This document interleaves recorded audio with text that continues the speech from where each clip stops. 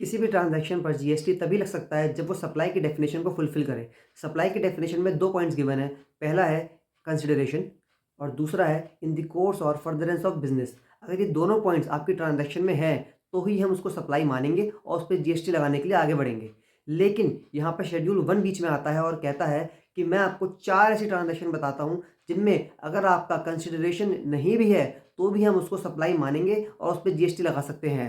तो ऐसी कौन सी 4 ट्रांज़ैक्शंस हैं, उसको याद करने के लिए मैंने बनाई है एक सिंपल टेक्नीक। इसका नाम है bad agent of FBI. Bad agent of FBI, where bad में BA stands for business asset, D stands for distinct person, agent stand for agent and principal and FBI means furtherance of business के लिए import करिए service from a related person. Now business asset की बात करें तो उस पे अगर आपने आईटीसी क्लेम किया हुआ है और उसका परमानेंट ट्रांसफ़र कर रहे हो, तो हम उसको शेड्यूल 1 में कवर करते हैं।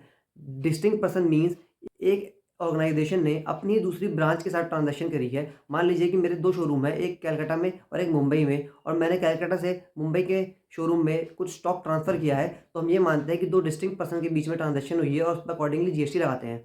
अगला पॉइंट है एजेंट एंड प्रिंसिपल। अगर प्रिंसिपल ने एजेंट को या एजेंट ने प्रिंसिपल को कोई ट्रांज़ैक्शन करी है, तो वो सप्लाई माना जाता है अंडर शेड्यूल 1।